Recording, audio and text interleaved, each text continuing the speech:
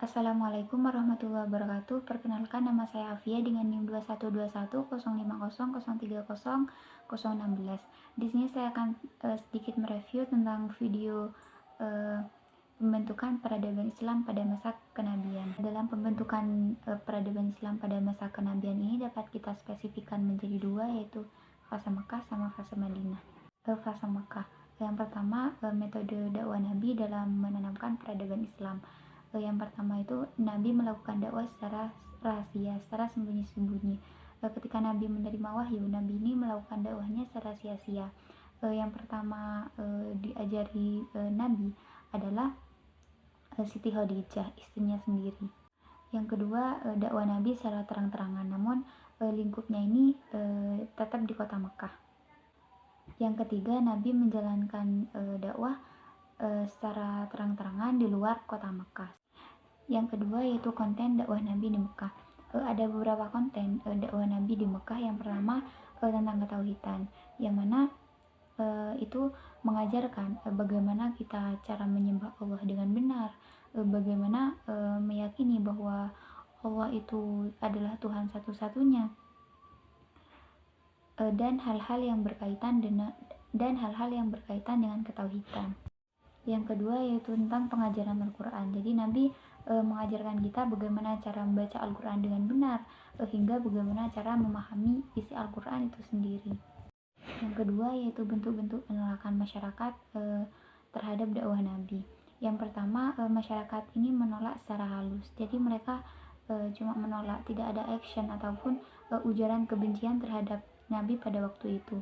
Yang kedua, semi lunak. Dalam semi lunak ini mereka udah mulai memprovokasi antara satu dengan yang lain, tapi tidak dengan fisik. Yang ketiga yaitu penolakan berupa kekerasan. Jadi mereka ini udah mulai mencaci Nabi, mulai melempari batu kepada Nabi, seperti itu.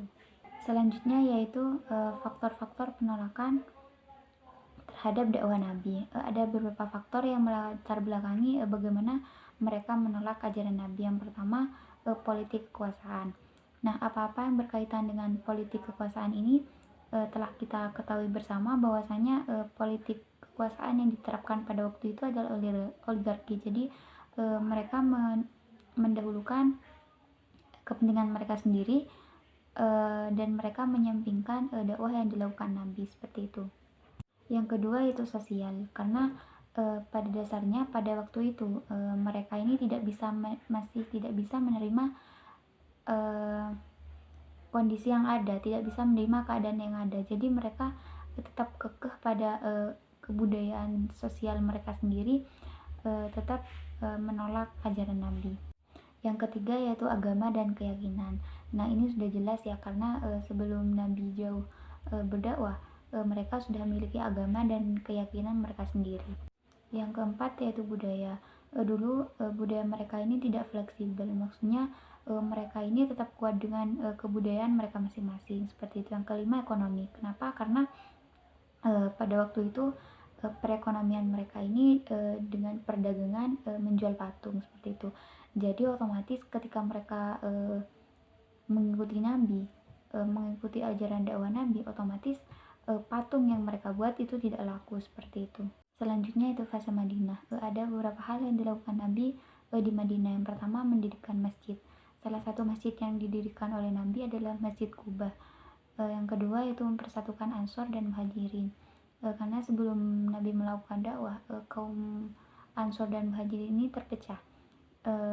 Jadi strategi dan taktik Nabi adalah menyatukan kaum Ansor dan kaum Muhajirin ini, karena keduanya ini memiliki peranan penting, seperti itu.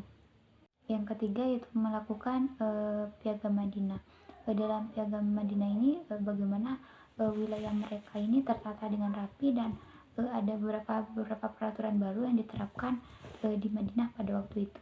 Yang keempat ini meletakkan dasar-dasar politik, ekonomi, sosial. Selanjutnya kekuatan militer. Nabi menguatkan mereka bahwa kemiliteran ini antara kerajaan yang satu dengan yang lain itu masih kuat, seperti itu. Selanjutnya yaitu pembentukan peradaban Islam pada masa kenabian. Yang pertama, mendirikan madrasah-madrasah ilmiah. Yang kedua, Nabi sebagai pemimpin. Jadi Nabi memiliki posisi ganda, yaitu sebagai pemimpin sekaligus sebagai rasul, seperti itu. Yang ketiga, penerapan syariat Islam. Selanjutnya, pemeliharaan Al-Quran.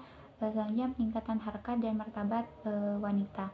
Nah, ini yang sangat penting. Kenapa? Karena jauh sebelum dakwah Nabi, yang telah kita ketahui bersama bahwasanya wanita ini dikatakan sebagai aib dan harus dimusnahkan. Jadi Nabi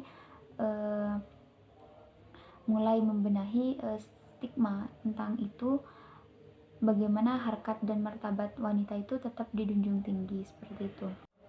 Pengembangan sastra dan penghapusan Buddha. Jadi telah kita ketahui bersama bahwasanya budak pada waktu itu menempati posisi paling bawah. Jadi mereka itu benar-benar jadi babu dan mendapatkan perilaku yang tidak layak, seperti itu. Selanjutnya yaitu pengembangan diplomasi. Mungkin itu sedikit video review dari saya, kurang lebihnya mohon maaf. Wassalamualaikum warahmatullahi wabarakatuh.